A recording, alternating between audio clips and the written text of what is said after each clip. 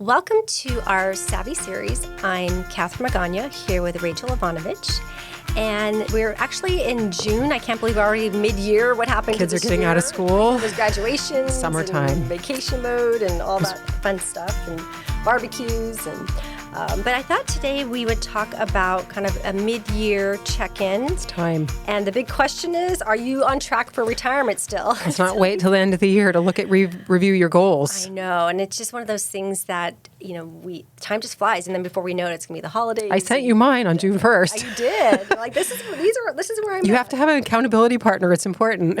Yes. So kind of revisiting kind of where we're at mid-year, I think it's a good time to kind of look at, where are you at? And we'll go over kind of some tips and things and checkpoints to consider.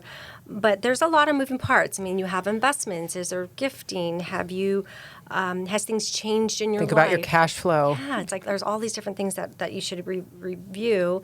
And we think this is a good time, not only just kind of a mid-year check-in with your finances, but also with your estate. So let's go ahead and dig in. We're going to go over 6 key mid-year financial checkpoints. And to start, we're looking at kind of retirement savings. So we kind of talked about this earlier in the year. Yes, we did. Where, it's important to look at how much you're putting away. And I think this is a good time now is, did you actually make those changes? Because every year the contribution limits change a little bit. And for 2025, the catch-up, for if you're in a 401k plan, was actually, if you're over 50, you can put $7,500 in. But then there's the Secure Act that came out, the 2.0, Secure 2.0 Act that came out that said there is a super catch-up for ages 60 to 63. And for this year in 2025, it looks like that amount is $11,500 for the 401k plans. And then you also have, if you are eligible for IRAs or Roth IRAs, there are income limits in certain criteria, but if you are eligible, you can do the contribution, which is $7,000 plus the catch-up of $1,000. But I do want to kind of reiterate just when you do hit 50, you can actually start putting that money away that year. It's the calendar year that you actually hit age 50 that you can make that catch-up. So that's something that you want to think about depending on when your birthday falls. And I think because it is June, we've had enough time during the year to know what our income is going to be and what our withholding has been so far. I think a lot of people, they wonder, where am I going to get that extra money for to, put money away for that catch up. And so really looking at pay stubs and seeing how much you've had withheld year to date is really important at this point, because if you can actually, you're already living without that money because it's going to taxes. Mm-hmm. It's being deposited on your behalf by your employer. What if you were able to free some of that up? Maybe you already are on track with your withholding. So instead of getting, $5,000 refund, mm-hmm. you're able to say, okay, I'm going to reallocate some of that money towards that catch up so that you are actually fully funding for the year. So just a little tweaks, little strategy and looking. Pull your pay stubs, take a look at it. If you don't know what you're doing with it, check in with the tax advisor, call us. We'd be happy to help out with that. Nice. Okay, so the next kind of key checkpoint is cash flow and spending. So here we are, mid-year. Planning summer vacations. Yeah, I know. I was like, wait a minute. Are you going to any weddings this summer? Well, there's weddings and there's graduations and there's that extra, the lifestyle creep. Yeah, and then, for me personally, I was just sharing with you that I have a Yorkie, and he's had in the last week he injured his head, and he's had now 3 surgeries in less than a week. How many staples? He had 4 staples removed, and then he got restitched, and then he got taken back again last night. And I'm like, that wasn't really in the budget. Wasn't in the budget. That wasn't in the budget. Thankfully, we have an emergency fund. But that was definitely not something I was planning for. But being a dog owner, I mean, we do have 2 dogs, and unfortunately, things do come up, and they are part of the family, so I'm not going to not take care of them. But those are some extra spending that I wasn't really Did he get the cone of shame? On. He does have the cone of shame. Poor dog. I'm just like, oh, my goodness. And he's small. He's only 3 years old, so he has a lot of energy. So we just have to, really contain him. But once again, were there any big expenses or things that came up, usually, we kind of have an idea of these are your goals and this is, where you're spending. But sometimes big things come up, even travel plans or I think it's a weddings. really good time of year to look at your cash flow and spending because oftentimes you haven't planned ahead in January for, some sort of summer vacation or somebody suggests, oh, let's do this summer. And so if you start saving now in June for, a big trip maybe in end of August, even if you're saving, setting a little bit aside every week, then you'll have enough money because the best thing is when you go on vacation that's already paid for. Exactly. It's like peace of mind Yes. with what you want. And so as you are looking at your lifestyle and how you're spending money, we actually do have a retirement by design workshop that we do. It's a good one. Yeah, we have it about every 4 to 6 weeks. We actually do have one coming up on June 26th. We're having a lunch event here. And we do cover kind of your lifestyle and expenses as well as your core values, which is important with retirement and kind of thinking about what your retirement looks like. But as you're thinking about your expenses and what you spend, and we want you to live a life that you love, but really if you can break it down into your living, your lifestyle and luxury, and that's something we do in our little workshop just to make sure you're really looking and breaking those down, and then tying that into, like we've talked about, to your core values is important too. Okay, so then the next kind of key mid-year checkpoint is investment portfolio review. So here we are. It's June. We've had June of 2025 had a pretty volatile Interesting year so far. But now we're actually up a little bit year to date on some of the indexes, or down slightly or flat. So this might be a good time to revisit. Like, are you still, what's your risk tolerance? Do you still feel comfortable with what your allocation is? We usually have plans for our clients, but has something changed and we need to revisit? If anything, this is kind of a good time to do that, as well as, what's the purpose? And we do have different strategies and things that we look at for our clients. And I think this is also a really good time of year to look at the portfolio and say, should I be harvesting gains right now or losses, rather than waiting until the very end of the year? So really reviewing your tax planning at this point. Exactly, not just waiting. Because I think Not just wait. I gotta wait. So many people want to wait till that fourth quarter, but it really makes sense to meet up with your advisor in June as well to make sure that you're on track for the end of the year. So that ties into now the next one is your Number favorite. one, tax planning. So yes, are you on track with your estimated taxes? So June 16th, so the 15th typically, but it falls on a Sunday this year. So the second quarter estimated payment is due. I know, it seems like it's just creeped up on us. Didn't I just felt like it was, honestly felt like it was just April 15th the other day. I think because it comes early, between April and June, it's only a few months. Well, in the last 5 years, we've had a kind of a shifted tax deadline with everything that was going on with storms and pandemics and so on. So this was the first year we had, that estimated payment due in April, if you lived in California at least. So it's a good time to talk to your tax advisor. It's a great time to look at, if you've already had your taxes done for the year, look at, did you have vouchers? Because oftentimes your advisor will tuck those vouchers in with the return. Mm-hmm. And if you're not paying attention, you might miss that. Mm-hmm. And this is a way to avoid having any penalties because the IRS and the states have safe harbors of how much it's a pay-as-you-go system. So you want to make sure that you're paying as you go. Pull your pay stub if you have pay stubs. If you are receiving pensions or IRA distributions, make sure your withholding's on track or you're making quarterly payments to help cover that tax liability.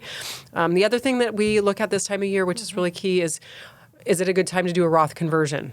And what a Roth conversion is you look at if you have traditional IRAs or individual retirement accounts, is all that money when it comes out is taxed, but you can convert it to a Roth account, which once it's in a Roth, then that grows tax deferred and comes out tax free. And you can do partial, so you don't have to do the whole amount if you want, depending on where your taxes. So if you look at like your tax brackets and you want to make sure, okay, well maybe I'm in the 12% bracket or maybe I'm in the 22% bracket or the 24. Where's that next ceiling and how much can I actually convert and pay that lower rate? Mm-hmm. So it's a great time of year to look at that. If you haven't taken an required minimum distribution for the year, it's a great time to look at your charitable giving and maybe instead of writing the checks or paying the charity directly, you send it directly from your IRA, what's called a qualified charitable distribution. Great tax planning tool. And it's also a great time of year to review your expenses for your business. And, what am I spending? Do I need to cut in any areas? How do I, where's my money actually going? Making sure you're reviewing that as And well. hopefully the tax code will know the changes, because there's some things I hope think so. that we're going to be for this year potentially, but we'll see. We will see. But it's a good time to check in with your advisor on that. And really, I mean, revisiting tax brackets is great, but we don't know what the tax brackets are going to be for next year yet. So, So kind of, I guess the bottom line is, this is a good time to check in. Yes, you still might do a little planning at the end of the year, but this is also a good time to kind of start that and process. before you make any decisions, I mean, if you convert money from a traditional IRA to a Roth, it can affect things like your Medicare premiums. So just make sure that you're asking the right questions and checking in before you make any big decisions. And that's where I think the headlines come in, where you see all the headlines, oh, you should do this, you should do that. It's like, whoa, wait. Time out. Hold on. Got to make sure. Call your advisors first. Call your team. All right. So another kind of item is kind of life changes and estate updates. So are you, is there anything new in your life? Did you get A lot of people are having babies and or getting married. And then also there's grandbabies. Graduations. Graduations, definitely. Graduations, So are there any updates that you need to make to your estate? So maybe check in with your estate planning attorney, but also with your 401ks and retirement accounts and IRAs. What kind of, it's been a good time to revisit your beneficiaries and making sure all that's in line with what your goals and what you like, what your wishes are. And so it's one of those things that it's ongoing and things may change in your life. And then you talked about, doing the potential Roth conversions or charitable distributions.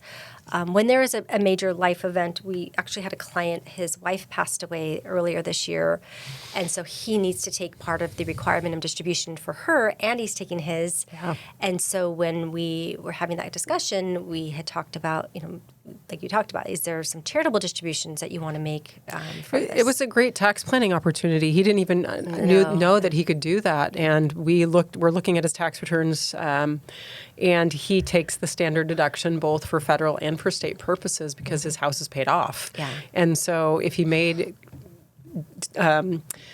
donations, then those wouldn't reduce his tax liability. And I mean, you could do it out of the goodness of your heart, but he was saying, well, but what about me? Yeah. What's in it for me? And we were able to determine that if he did, he had 4 charities that he wanted to give money to and wanted to do $2,000 to each charity. And we found he's going to save $1,500 Nice. by Okay. doing it, by planning ahead and not, at first he thought he's already taken the money out of the IRA. And I said, well, if you did it within the last 60 days, maybe we could put it back in and make sure we're covering withholding too, and then we could do it. And so, but it turned out he hadn't taken it. It worked out. So, but you really, with the proper planning, you can save money on your taxes. Okay. And then kind of lastly, what is your retirement vision? Has anything changed? Are you in retirement now, or do you want to retire? And, or if you're not retired yet, do you want to work a little longer, or are you checked out and I'm done? I mean, there's a lot of different planning opportunities, and also looking at, what's important to you? What's your timeline? Yeah. And then we just had another client recently we were talking to, and it's like, we're encouraging, it makes sense for her to retire, but she enjoys what she does. She's fulfilled, but we're, financially, being retired is going to benefit her too. I've had a couple clients that they're really looking at retiring, but then they said, well, what am I going to do? And, That's the hard part. Yeah. And then they thought, well, I have so many projects, but maybe I don't want to do what I'm currently doing. Mm-hmm. I want to do have a different job that's maybe less stressful. Yeah. So I think retirement for each person is going to look different. But, meet with your advisors and check in. Yeah. It's a good time of year to do that. So we are available if you like to give us a call. We're happy to kind of share this checklist with you or talk about your goals and your priorities. If you like to have a conversation with us, you can reach us at 760-692-5700. And that concludes today. We do appreciate you getting savvy with us today about your finances. And until next time, savvy up. Please stay tuned for important disclosures. The opinions expressed in this program are for general informational purposes only and are not intended to provide specific advice or recommendations for any individual or any specific security. It is only intended to provide education about the financial industry. To determine which investments may be appropriate for you, consult your financial advisor prior to investing. Any past performance discussed during this program is no guarantee of future results, and the indices referenced for comparison are unmanaged and cannot be invested into directly. As always, please remember investing involves risk and possible loss of principal capital. Please seek advice from a licensed professional. Savvy Woman Wealth Management is a registered investment advisor with the SEC.